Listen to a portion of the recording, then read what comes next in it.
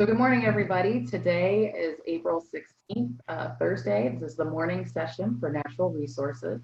As a reminder, we are recording, and I'd like to welcome all of you here today. The purpose of our webinar is to provide an opportunity for teachers to share and ask questions about virtual instruction. It's not so much for us to teach anything new, is more of a way to share resources and build a community within our ag teachers. So with that being said, Brandon or Mary, do you guys want to start us off with a question or concern or a resource to share? I'm putting you on the spot, but you don't have to. I can go first, or if Brandon wants to go. So like Beth said, I'm student teaching at Ole Valley, and I already finished all of my natural resource units, but I logged on yesterday for the plant science class and found it very helpful just to talk to the seasoned teachers and see what experiences and suggestions they had. So I thought I'd hop on today and just listen to what everybody has to say and take in your wisdom.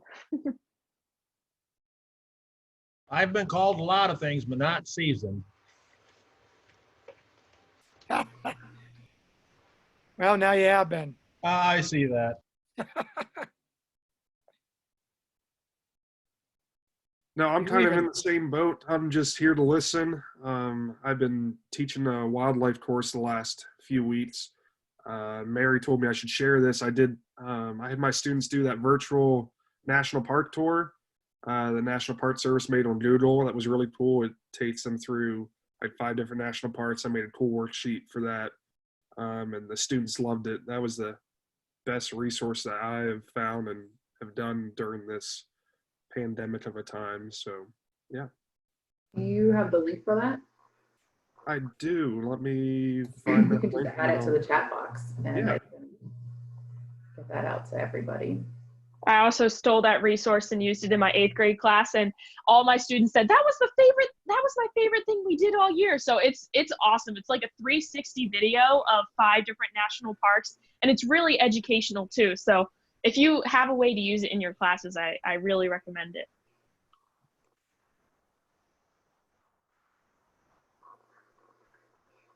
All right. Are there any other folks that would like to share or ask a question to the group? Well, Marty, since you're seasoned, you can go first. You're even seasoned in my world, so.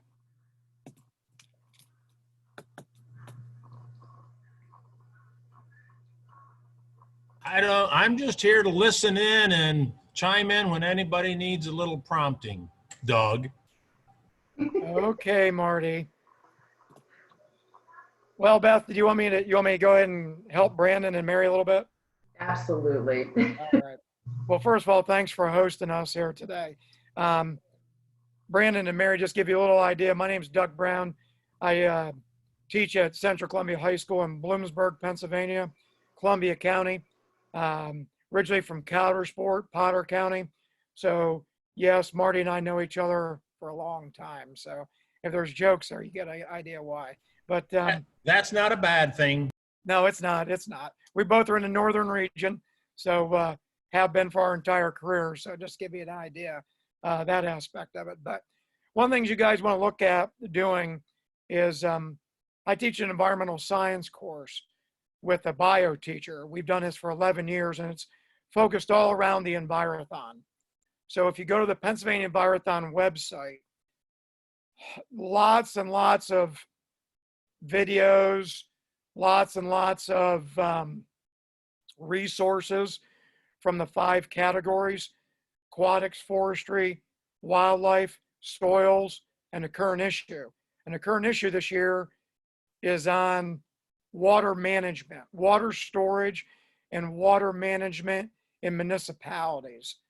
And I talked to Laurel Steck, who's the executive director for the Envirothon here 2 days ago. And I tried her to get it zoomed in on what's occurring nationally and what's occurring statewide with the Envirothon. And here's what we know so far. We know that next year's Envirothon is May 25 and 26. we know that this year's state environthon obviously has been canceled. And most of all and obviously all the regional or county environthons have been as well. We also know that we're not sure that it's going to be back down at Susquehanna University next year. That's where it was targeted to be this year. And Camp Mount Luther outside Mifflinburg. The State Environthon Committee has to make that decision yet. My suggestion to them was keep it right there because we didn't go there this year.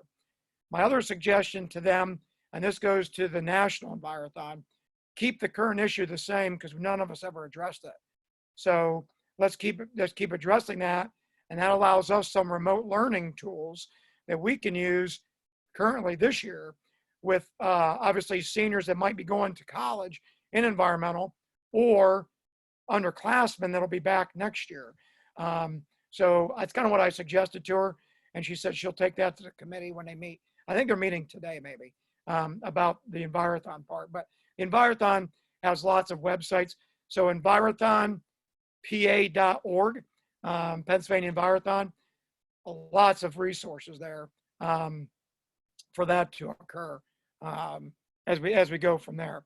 The next thing you want to idea is the Pennsylvania Game Commission. The Pennsylvania Game Commission has reached out and will be doing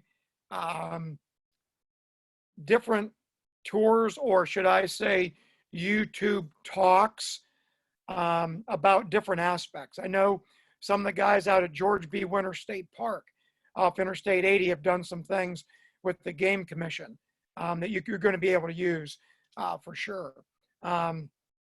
So that's an opportunity as well.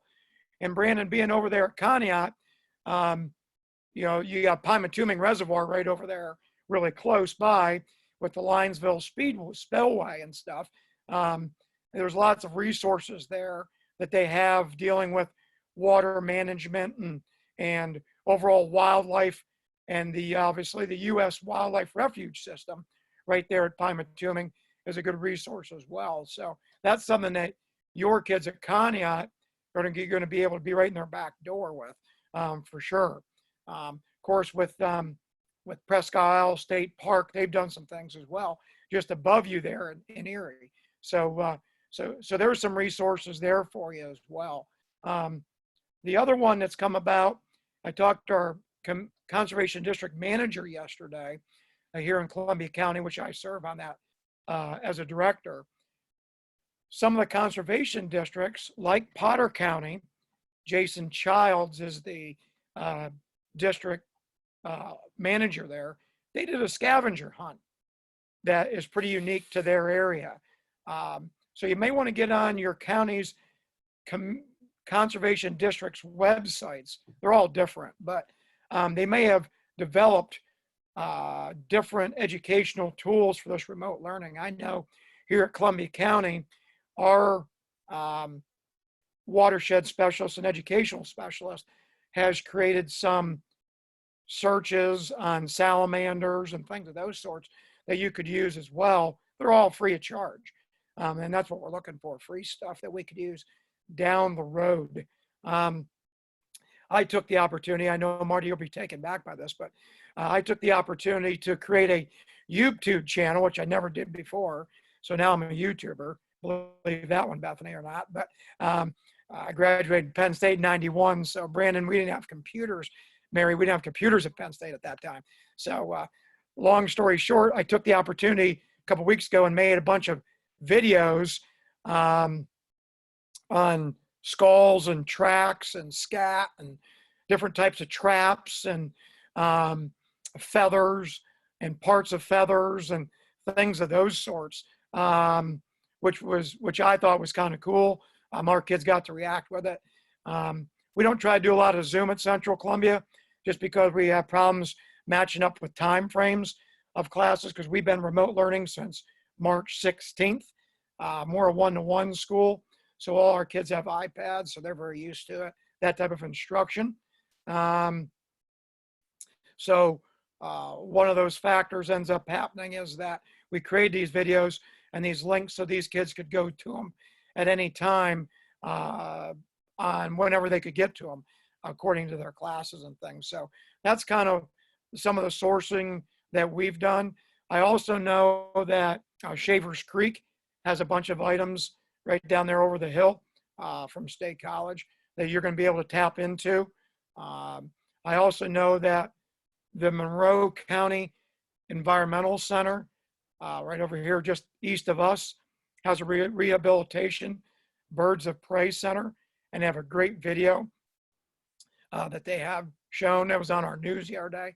So that's Monroe County Wildlife Rehabilitation Center. I don't know what their website is. You just have to Google it and look it up. But I know I saw that the other day. But there's a lot of sourcing out there, especially in forestry. Lots of videos now on AET dealing with SAEs that these kids could get into. Carol will probably talk a little bit about that came out here the other day, that they've put on also on the National FA website. Lots of videos there as well relating to environmental. Through the remote learning that we've done so far, and I have a lot of different classes, I found this class to be the easiest to do because there's so much stuff out there, so much stuff environmentally, from track ID to tree ID. I don't know what apps you guys are into, but we use an app called GoFormative, and we've created a bunch of ID quizzes, short ID quizzes, 10 to 15 minutes, or 10 to 15 questions, sorry, that the kids can relate to, and it gives them practice on ID, because we know that the Envirothon is quick recall. These stations are only 23 minutes, 25 minutes, 40 minutes in length totally, and it's a lot of quick recall for them. So that's a resource as well. And then talking about the soils part, lots of videos on soil cover cropping. Wow, tons of stuff just on what makes good soil cover cropping, how do we do it, unlocking the secrets of soil health with Ray Archuleta. Phenomenal videos I use in class. Great resource. And that's what the Envirothon's kind of gone to. So we relate our Envirothon, our environmental science class around the Envirothon. And I also know that the Pennsylvania Environmental Education Association has put some stuff out there too. And they're right over there by you, Brandon, as well, over at Slippery Rock University. So lots of sourcing that's out there.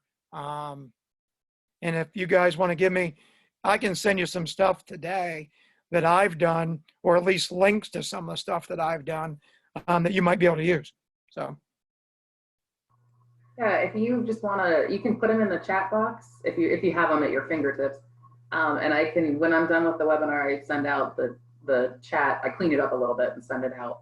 I'm not going to be able to, can I email those to you, Bethany? Yeah, and then we can send them out to everybody?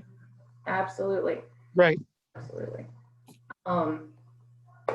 So I think everybody has been on, everybody that's on here I've been on with before. So one of the things that we try to do is we at the center try to share one of the links. And I think Doug, have you been on any of the other webinars yet? Yeah, I was on with John Okay. Monday afternoon for Ag Mechanics. Okay. So, yep. So we are compiling, or I should say Tiffany, our grad student, is compiling a database of all the resources that we've been getting. And we're like this close to being able to send it out because she fixed a lot of the links yesterday. So I want to share another one with you guys today, and we'll do the screen share. Okay, so you should see the database in front of you, right? Yep. Is that what you guys see? Or wait, do you see my email or do you see the database? We see the database. Yeah, it's Okay. a database. It's an Excel spreadsheet. Okay, thank you. Had a little mini panic there. I'm like, you don't need to see the emails. Okay, so I'm going back to one of my favorites is University of Minnesota, because they have a lot of resources on there. I used this one yesterday for plant science, but I'm using it again today. And so if you go into the natural resources and environment section, it'll take you to, they have it broken down through energy and natural resources, forestry, and wildlife. So I'll hit the forestry one first.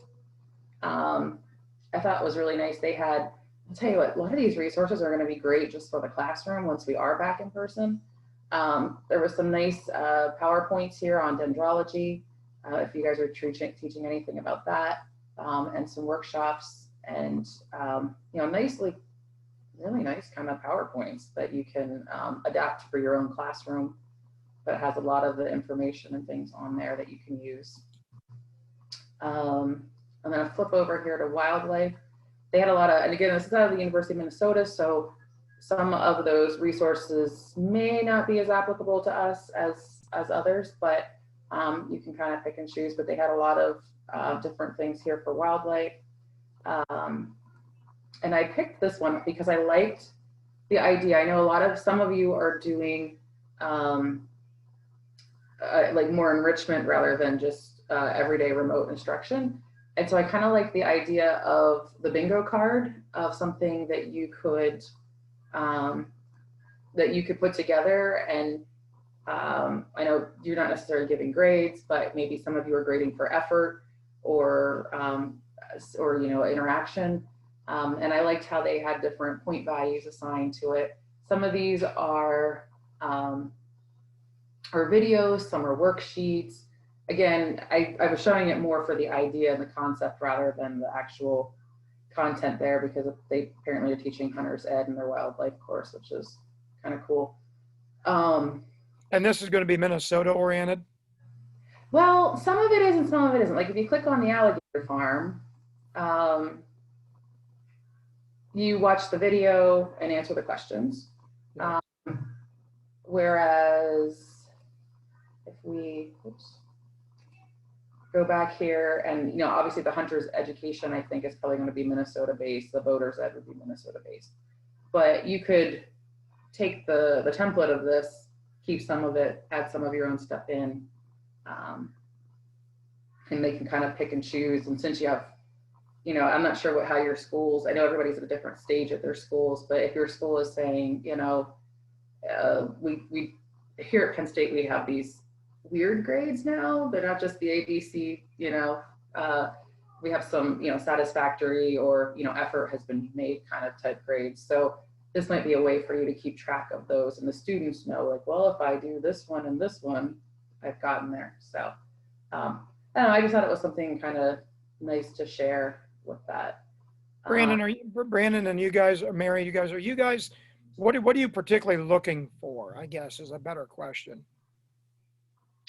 Well, for me, I'm sort of just here to listen to what you guys have to say. I actually finished, I taught 8 weeks of natural resources when I was actually in the classroom.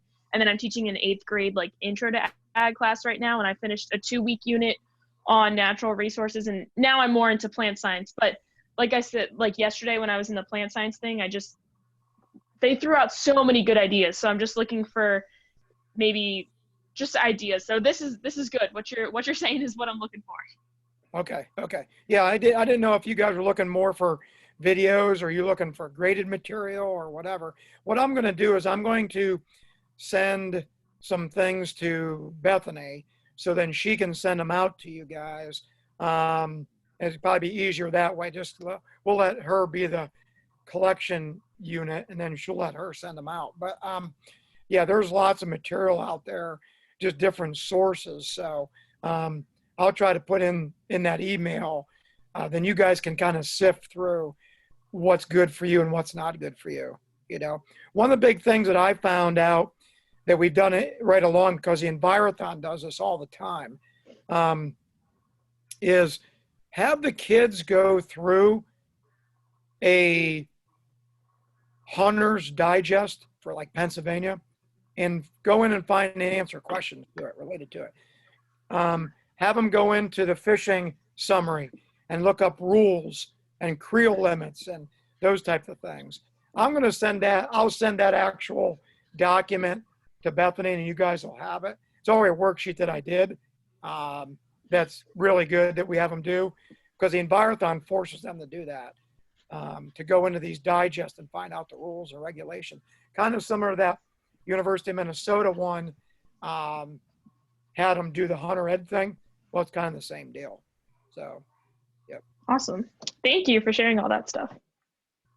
Yeah, no problem. There's lots of video. I think video wise, and then doing worksheets and that type of thing. Here at Central Columbia, we're moving forward. We have not done any review. We have not stopped.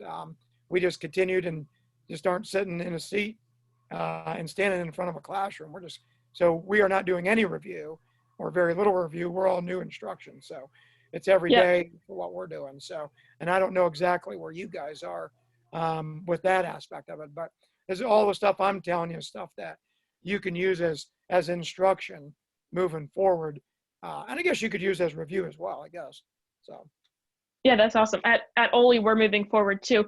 There's struggles for everyone in digital learning, but we're a one-to-one school too, so they don't have to worry about kids having laptops, but not everybody has the best Wi-Fi connection. And so then that's sort of posing issues when we show YouTube videos. So I like using the YouTube videos, and I try and use like 1 or 2 a week, but I'm not trying to have that be like the focus of the lesson, because a lot of the kids haven't been able to access YouTube, which stinks because there's so many awesome resources on YouTube. But then we can save them, and then when we're back in the classroom next year or down the road, then we'll be able to save them for those times. That's exactly right. I'm it's year 29 for me, and I'm doing some things differently that I've never done before. I never would have had the time to do and prep before, just because I wouldn't have that time. And I'm resourcing that. And our principal says all the time, this has been great professional development for us, probably better than we've ever had before, because Bethany and John have set these meetings up, and we wouldn't have time to sit on these meetings. So it's great sharing that's going to go back and forth. Of course, all these online companies want to send you all this stuff, and that's great, but some of that you can't ever use. I don't know how much you guys are into agednet.com. If you've ever utilized agednet.com, great resource. I've used the girls out there at agednet.com have been great for us for 15 plus years. Great resources in the ideas of reading material, Mary. So you're talking about not using so much video, but here's reading material that have 5 or 6 questions related to habitats and wildlife, or soil degradation, or water pollution, or whatever it may be, that aren't videos, but there are PowerPoints to them that they could copy as notes. There are text questions. I'm utilizing those today, literally today, in a lot of my classes. So agednet.com is a phenomenal source for a lot of this stuff as well. And very reliable, very professionally done. Bob Meitzel, there at the university at Penn State, has done a lot of input to agednet.com. Dr. Macy Baker has as well. So we've had our own people here in Pennsylvania be contributors to that. Cengage Learning, which I've reviewed their books many times. LeVere Burton and Ray Heron, I've reviewed their books numerous times. They have a great resource out there as well with Cengage. So you might want to try to tap into Cengage Learning or Delmar Learning. There's some great resources there as well. So, Mary, you're down there at Ole. Hawk Mountain's not too far from you. I have not even heard of that, so I need to look that up. Yeah, Hawk Mountain Sanctuary is there with the birds of prey. They probably have a great resource. I haven't been on their site. I'm kind of guessing at this point, but they usually push some stuff out. Hawk Mountain Sanctuary probably has a lot of different type of live camera shots and some different information that they're going to be using on birds of prey as well. So I would try to tap into that as well. Awesome. I'll check them out. Thanks. Yeah. Usually probably better for the younger kids too, like 8th graders like you're dealing with. So that might be a good source too. Cool. Yep. Yeah, like I said, I reemphasize, check on your conservation districts. They're trying to do a lot of stuff out there. Not only for in the class, but they're remote working as well now. So, they're looking to try to provide some resources. I know our person is for sure here in Columbia County. So try to tap into some different conservation districts that are out there as well. So. Hey, Mary, I just pulled up Hawk Mountain for you on my screen. Yeah, there And you go. education button. They have a variety of resources, but they also have the Raptor Red webcams. Yeah, there's the They webcam. have Yep. the Oh yeah, curriculum. Mr. Deisher was using that. He's teaching now that I see it.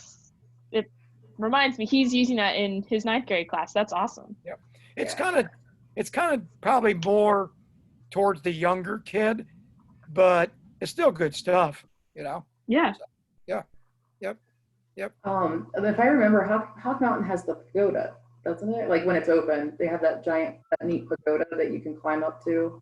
Yes. Oh, in Reading, right? Yep. In Reading. Yep. Yeah. Okay. Yes, I've seen that before. So, Mary, what's your hometown? I'm from York County. York County. The Brogue, if you've ever heard of Brogue. Yeah. Yep. Well, a friend of mine, Mark Anderson, teaches at Elizabethtown. So, Okay, yeah, that's a familiar name. And I'm working this summer for Kreider Farms in Mannheim, okay, so yeah. that's pretty Yep. close. Yep. Brandon, what's your hometown? I'm actually from State College. Are you actually from State College High? Yep. Okay. All right. Yep. Well, the other thing, talk about environmental stuff. A lot of your sources that aren't government agencies, like the World Wildlife Federation and National Audubon Society, are great resources as well. Like Bethany said, you just got to watch because a lot of those aren't specific to the state. So it's like Texas has lots of stuff, but a lot of it you can't use. So you got to watch a lot of those sources because they'll talk about pronghorn antelope and and those type of things. Well, that's great, but we don't have any of those items that you talk about. So those are some of the aspects that are out there as well. So So I have another one I'll share with you guys. And if you remember from yesterday, I talked about the soda bottles from the bottle biology. This one that I'm going to share is a soil activity, but you could easily substitute your soda bottles, or the students could substitute soda water bottles for the little plastic containers that they have there. But it's a simple activity where they can put some soil from their backyard, do soil profiling in there. If you use an actual, like a water bottle that they know how much is in it, they could probably even work in the percentages of the different levels. It would be a little tricky, more advanced for some of the students, but they could do that. This activity is, identify the organic matter or identify the clay, different things that are in there. So just kind of an idea for you guys to do. And this one came out of Nutrients for Life, which is also on that database too. So to add on to that a little bit, two other things you guys could do with that activity. I've done this actually in class. I haven't done it remotely, but you could actually test infiltration versus permeability. Have them either with that container or another container, poke holes in the bottom and then put organic matter on the top and see what the water purity is when it comes out the bottom. That's also a great idea that you could do with them, pretty simply put. And that could be an older kid thing as well, because you could test infiltration rates versus permeability rates. Just if you were at school using infiltration rings to do the same thing out in the yard or classroom or wherever you're at, that aspect of it as well. So that's something you could do very easily with soils. Also, the ideas of soil texture, soil sizing, clay, sand, silt. You could do a lesson on the soil texture triangle. yeah. That's something that's very easily done. That's out there that obviously you need to know for the Envirothon. Stay along the soils line, just the overall idea going back to cover cropping, because that's the big buzz at this point. Regenerative agriculture, that's where we are. We're kind of stepping out of the bounds of sustainable agriculture and going more towards regenerative agriculture. So sustainability, if you really look at the definition, is we're going to sustain what we have, but we're not moving forward. Well, I know about that, but regenerative agriculture, we're moving forward. right? We're saving what we have, but we're moving forward. Actually, Central Columbia FFA, the fair booth that we're going to be having for 2020 is on regenerative agriculture, is what we're going to be doing. Talk about how do we move forward, not just maintain what we have. And we did a little bit of an aspect with Geisinger Health Systems in Danville on this past year. Say, that's kind of weird. Why would you do that? We did it from the basis of, and it's kind of funny now, we did it in the fall, not knowing this whole thing was going to explode. We talked about our food insecurity and our food shed. And we talked about how do what we choose to eat and how we handle it affect human health. Not knowing in September that we were going to be here in April where we are. Wow. So we did a little video on that, and Geisinger has the rights to it. I don't have any connection to it, but our chapter president, Cody Lehman, who was a governor's school kid and did his research on Venezuelan agriculture, proud Penn Stater, going to be a proud Penn Stater now, majoring in soil science, and it did the video. He's actually did the video for us and for Geisinger. So it was pretty cool that our chapter president got involved in something like that. So it was pretty unique. So. That's really cool. About the regenerative ag, there's a really good movie. I just said I don't like using YouTube, but when we were at school, we watched, or before school ended, we watched the film Living Soil. It's an hour long documentary, and it's really good. And after that, if you have discussion posts on Schoology or whatever platform you have, I put a discussion posts up for the students to use, and they did a really good job with that. Like for the question I asked them, sort of which farmer sort of impacted them the most, and each student really used a different farmer throughout the film and did a really good job of explaining why they thought it was important. So they seem to get the gist of the movie and sort of connected with that farmer and sort of started to understand regenerative ag and the importance of it. Yeah, unlocking the secrets of soil health, like I said, with Ray Archuleta, they have tons of little videos that go along with that, with sedimentation and infiltration and cover cropping and all those factors. The other one that comes to mind, Mary, is American Farmland. That's a video as well. It's done professionally. I don't know if it's out. It's probably out there somewhere, but it's titled American Farmland. And it talks about how do we produce, now this is kind of going both with ag production and plants and animals and soils, but how do we produce food well with a little bit of farmland or the loss of farmland that we're experiencing because of development and infrastructure and all those factors.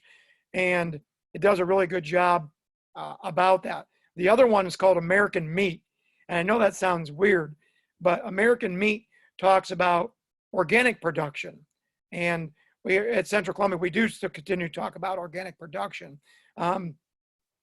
Knowing that organic production probably is never, I shouldn't say never, but probably not going to take over traditional production agriculture just because of the amount of labor intensive it is. But it's a really great niche market. Not living too far from New York City here in Columbia County, we're only 3 hours away. We get a lot of folks that are transporting goods to New York City to meet these niche markets. And American Meat talks a lot about that. That video talks a lot about that aspect of how does organic play a role in that. And I know we're talking about environmental today, but I think it fits the topic that we're talking about today for sure with niche markets. So if you want to get out of just the overall, scheme of natural resources and all that, maybe you want to put a couple lessons in with organic.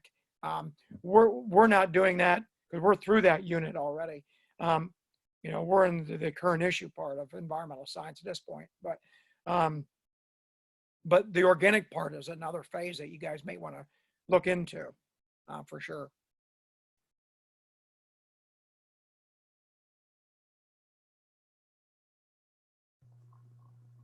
You are a wealth of information.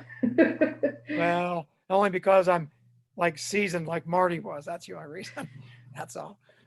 I have a lot of interest in environmental too. I know you guys are into forestry. I don't know what you want to do with forestry. You guys have any interest in forestry or want to go down that road? I mean, I love forestry, so I'm always willing to listen. Okay. Lots of videos. The folks that are chairing the forestry CDE for the state, just go to the Pennsylvania FFA Association website and go to the CDE page, career development events. The guys at forestry have done those things. Melanie Bernstein at Wellsboro has done some things there. The other guys that have done, those factors that share that. Melanie's on. What's that? Melanie's on the webinar Oh, is she? Okay. Okay. somewhere. Yeah. So those guys have done some things with forestry. Melanie's husband's into forestry production. That's what he does. So there's a lot of things forestry wise that you could do, from the ideas of tree ID to aging of trees, to counting of tree rings, to different types of timber, from softwoods to hardwoods, to the ideas of grading out of lumber.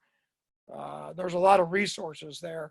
Triangle Tech at Du Bois has done a lot of things. Jeff Tech did some things years ago that they've related to those aspects. Of course, Penn State University's got a bunch of stuff on forest production and forest products. Just the overall Hardwood Lumber Association. And I know Melanie, I don't want to take any of our next year's PWE conference stuff, but we have some things set up for next year through the Hardwood Association. The Pennsylvania Lumbermen's Museum, Lumber Museum, has a lot of different tours as well.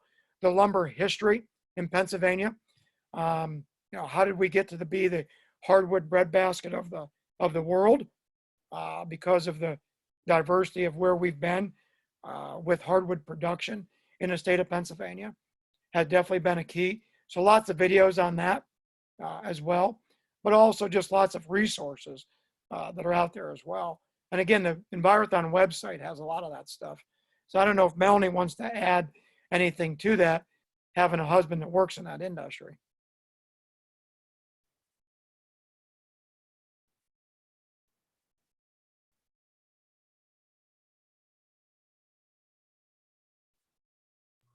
Melanie might be teaching at the same time. I know some folks log Yeah.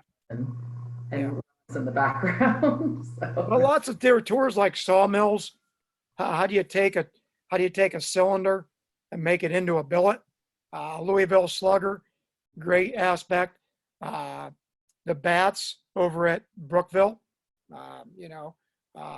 producing bats for Major League Baseball out of birch and maple now, not so much about ash. Of course, your whole aspect of invasive species, spotted lanternfly, could be a great aspect.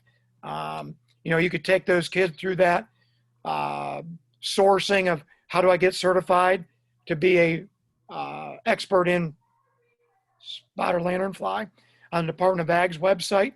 I know that's something that Mr. Brammer's had the state officers do over the last couple of years because they're traveling. So they get certified to be experts in the spotted lanternfly, which obviously is our big aspect at this point, affecting trees here in Pennsylvania. Of course, the gypsy moth and Asian longhorn beetle and emerald ash borer and all those invasive species. Wow, just weeks and weeks of lessons just on invasives are amazing that affect our hardwood lumber industry for sure. I had a gentleman tell me that's on our Ag Advisory Council who used to work for NRCS, now is a private individual working for a gas pipeline, that we're losing ash, obviously, but within a couple years, we might not have any maples in this state. That is a negative. Wow. What a business there is. You talk about byproducts like the maple and sugar business presently. We just came out of that season and now they're starting to sell those products. Somerset County, Potter County, the whole northern tier of Pennsylvania. what an industry that would be lost if we would lose that aspect. My golly, not a good thing. So, you know, a lot of people make their livelihood from that aspect of it. So, you know, as we look at these factors, we need to look at those ideas as well. So again, just the forest industry itself, so many ideas out there that could be had through these different agencies and different private organizations as well that sit out there, different sawmills, and they will take you on tours of how do they get lumber to where they are. CEV has a lot of videos out there as well. Again, a lot of those are Texas based, but at least you get the concept on how lumber is harvested in the state and the history behind why we harvest, why we're called the hardwood breadbasket of the world, why Pennsylvania agriculture, you know, 55% of Pennsylvania's agriculture comes from the hardwood industry. We couldn't survive, this state couldn't survive without it. You know, especially with the dairy industry as it presently. So natural resources play a large role in the ideas of that, especially with the aspects of recreation. Talk about all the ways that we can boat from Raystown to Lake Wallenpaupack to the Susquehanna River. You know, here at Central Columbia, we're only 200 yards from the Susquehanna River. So the Chesapeake Bay, you know, that whole idea of crayfish and clamming and all those aspects. Wow. I know the Chesapeake Bay Foundation has a lot of videos as well that takes you on the Chesapeake and shows you how to clam and shrimping and those type of things as well. Pretty cool idea as well that you could use in the classroom. So.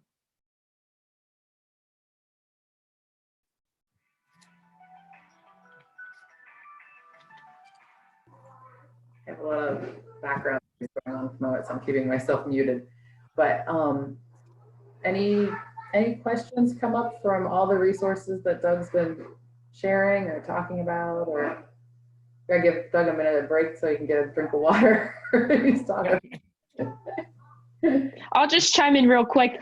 I didn't know really anything about forestry, and Penn State Extension right now, the classes are free online. So I took the Forestry for Educators class. It was like a 8-hour class or something like that. So they teach you how to teach forestry. And I think there's like 3 different forestry classes that you can take on Penn State Extension. But I've been taking a lot of those Penn State Extension classes because they're free right now, and you can get a certification or a certificate from it showing that you finished the class. So they're really helpful right now. And it's more than just natural resources. They have stuff for everything. They're really helpful right now.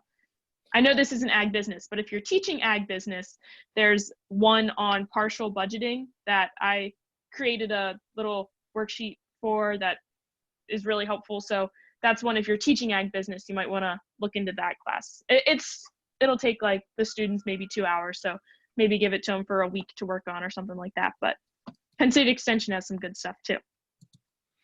Bethany, did you guys see the online catalog from 4-H Extension, from the Extension? Yeah, yep, it's in the newsletter, I'm pretty sure. Yeah, I looked at that the other day, might have been yesterday, along with Mary's idea. There's a lot of resources in there that are environmentally driven, from pollinators to soil health to birding to how to have kids go out and actually bird watch and record with their phone birds that they see, and go in and try to identify those birds, like through the National Audubon Society. You know, again, the Game Commission, Fish and Boat Commission has a lot of things dealing with the fishes and reptiles and amphibians on their source as well. So yeah, banking off what Mary just said, there's a lot of things that Extension is trying to do to reach out to not only educators, but just maybe homeschoolers as well, you know, that are really stuck right now in what they're doing. I think they have, it's either 5 or 6 week like Victory Garden series, which I thought was pretty cool to be sharing. I mean, I know we're talking natural resources, but still, like, kids can do that with their families, and definitely, I mean, you can still get seeds and stuff from Lowe's quite easily. So I know if you go to the Columbia County Conservation District's website, so Columbia County Conservation District website, so CCCSD. If you just Google Columbia County Conservation District, one of our watershed specialists, she did a specialty on salamanders.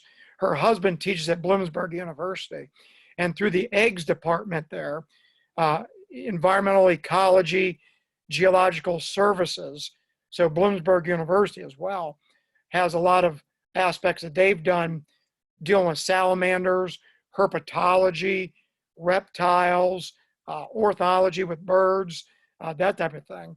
Has done a lot of scavenger hunt type things that keeps the kids active, gets them to go outside when the weather's good and record some things on their phone or iPads that they could come back to and then produce maybe their own YouTube video, that type of thing. So the other one that I've done that we're doing presently is the kids have to go in and research an environmentalist, a Pennsylvania environmentalist, and then put together a poster either on Pages or PowerPoint, and then create a presentation for me. This is actually something we do in class to give the public speak, but because we're not in class, I'm having them create their own YouTube channel and YouTube link, and then send me the link, and then I grade it based off of their information. And their one right now is go out and research a Pennsylvania environmentalist, Rachel Carson, Joseph Rothrock, Maurice Goddard, a couple other ones that I could send Bethany the list of environmentalists that are out there. Gifford Pinchot, right? That we've talked about, that are really important for Pennsylvania. And who put them on the map? William Penn, right? Wow. We wouldn't be here without William Penn. So Penn's Woods. Also the video talking about the ideas of echoes through Penn's Woods. I don't know if you've ever watched that. It's pretty lengthy though. It's like over an hour, but we break it into segments because it's talking about different segments of Pennsylvania, and we use it for Envirothon preparation. So Echo Through Penn's Woods, been done professionally. It's out there on YouTube as well, and it's done really well. I think it's like 53 minutes. So we don't ever use it all for one setting because there's too much information for that. But it talked about the coal mining industry and how coal is, a king in the idea of steel production. How did steel production be a player in the game in the western part of the state through economic development? And so Mary talked about, it's not so much business, but it kind of is business, because we talk about Johnny Appleseed, who at last year's Ag Teachers Conference, we toured a brewery who based their name off of Johnny Appleseed, right, in Western PA. Wow. So how he distributed seed just randomly, and how diversity got started with plant development. So, we talked about plants yesterday, but it does relate to environmental today. So that's one of the things we do, is have them do some research on a Pennsylvania environmentalist and touch on their background, their hometown, a photo of that person, what they did to make a difference in Pennsylvania. You look at the Rodell Institute, holy Hannah, the amount of work that they've done with organic production, and all these little niche markets that are out there. But the Rodell Institute's another one that's big right here in Philadelphia. So, yep. Actually, the Rodell is in Berks. I mean, one of their main sites is in Berks County. I'm pretty sure. Probably, yep. And I know they're trying to get some kind of partnership going with Kutztown. Okay. Their ag program there. I should say they're pushing more on the superintendent, and there's some stuff working there. But okay. Definitely for Mary, especially because you're right there, Yep. a spot to check. Yeah, so there's a lot of items out there. So, talk about the forestry aspect of it. What other direction do you guys want to go? I mean, what else do you want to discuss? I think they're just sponging it in, Doug. Problem. Sorry about that. Like I said, I'm going to email all this material to Bethany, and then she can send it out. So I don't have to send out, a lot of different emails or try to collect everybody's emails. I'll just send it to her, and then she can send it out to you guys as we go here today. So Yeah, that sounds great. I'm not going to try to put it all in the chat room. It'll be too cumbersome. Um, Yeah. Yep. No, this is awesome, Doug. This is great, really great info, and I know that I've learned a few things too. So I've been putting You can, notes for. I have class later today, so I won't be on the afternoon session. No, go ahead. I am going to get on the Parlay Pro session with Dr. Foster at 3, but Oh, good. yeah, that's been really good. That's been great. That's nothing to do with this, but that's been great. But yeah, but I'll email you all that stuff, and you can send that out to whoever gets on this afternoon. And if anybody wants to reach out to me, I can send them that stuff individually as well. Or they're looking for something different. That idea. Was it yesterday? Did I see somebody talked about, I saw a video yesterday talking about the ideas of the soil model, soil groundwater model. And that would be an aspect that you could touch on as well, dealing with permeability and infiltration. There's so much stuff with soils, and it's one of those topics that high school kids don't get interested in, because who talked about soils, right? Like, we talk about it in our class. Like, it's always the one that kids talk about the most because they know the least about. But when we're done with that unit, they're like, wow, I didn't even know that. And they seem to learn the most of soils because everybody knows about wildlife. Everybody knows they can go out and look at this bird or that animal or whatever. But soil seems to be a real link to their interest once they get connected to it. So, again, unlocking the secrets of soil health is a phenomenal resource, for lengths of weeks of time. That's for sure. Of course, all your pelt ID. When you get on the Envirothon website, Dan Lynch, who was a former ag teacher at Kutztown, friend of mine, who now works for the Game Commission, he and Cheryl have put together, Twilla have put together a lot of wildlife forensic type stuff that you could do if you want to do wildlife forensics. That's for sure. But Dan has a 3-part series on wildlife ID that's on the Envirothon website. He does them well. They're professionally done. It's in a studio. He has all the pelts there, all the mounts, all the skulls. He doesn't do anything on scat. And again, I'm going to share with Bethany my YouTube video on scat, and then you guys can use it as you want. It's not professionally done right down here in my basement, so it's not like in a big studio or anything, and I'm not in it, but it's just me showing different aspects of different pelts. And I'm going to share with Bethany also for you guys. I took a lot of time and did a PowerPoint ID.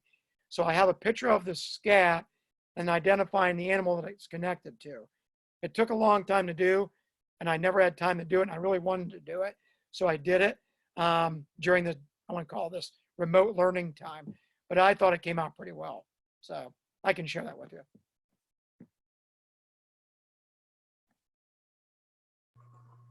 I think you get more done in a day than most people get done in a week. We talked a little bit about water quality. Of course, the Shroud, the Shroud Center, they're just phenomenal over there, eastern part of the state here. I want to say Stroudsburg area, the Shroud Center, right? I think it is, yeah. Yep. Phenomenal resource as well, guys, in water education. Lots of stuff there at the Shroud Center. They've done numbers of things with water quality, groundwater. There's a lot of videos out there on groundwater. I'm actually using some of these that have been dealing with the current issue currently with pervious, like different materials that are pervious. So talking about how do we get infiltration off of a parking lot into the groundwater to recharge the groundwater to groundwater charging of our wells. That's in-depth thinking. But the Envirothon has done a good job putting a lot of that stuff out there. The groundwater primer of PA, again, that's all on the website, on the Envirothon website. Those folks have done a lot of that. Penn State Stormwater Management had done a good job with that as well. So that's out there as another resource as they do extension, and Penn State University straps up their learning to us because we obviously know that we're the land grant school here in the state. So, you know, it's going to be on us to do these types of things, and the university done a good job of that aspect of it. So the Stroud Center there does a great job. The Chesapeake Bay Watershed Conservancy has done a great job as well, taking on these virtual tours of clamming on the bay. How have we come together as a 5-state consortium and really move forward to make the bay better? Of course it is. It's not perfect. We know that, but it's better than what it was. And we're all part of that. You know, we're all part of that, no matter where you are in the watersheds. So you guys could talk about watersheds, the 6 major watersheds in Pennsylvania, and they all bring something different to the table. All that's on the Envirothon website. Hats off to Aurel and her staff at the State Envirothon, because they've done a great job putting a lot of these materials together for ID. You know, if you guys are just getting started or been at it for a little while, you know, it's a great resource. The Pennsylvania Envirothon website. Of course, the National Envirothon website's good as well. But again, you get into not so much Pennsylvania oriented. So got to go from there. And I'll send you all that stuff later today. The next meeting's at 2, right? Yeah, the next one's at 2. Are you in charge? What? Are you in charge? John actually is covering that one, but what I'll do is I'll send it to both of you. yeah, and John and I connect in between usually to push stuff back and forth. So yeah, send it to me and I'll explain it to him. Okay. And what else was I was I don't know, but that's okay. But yes, Doug, thank you so much for everything today. We are at 11. And so if you guys, hope to see you later today or tomorrow. Tomorrow is potluck, so anything goes on tomorrow. But I'm gonna stop recording here.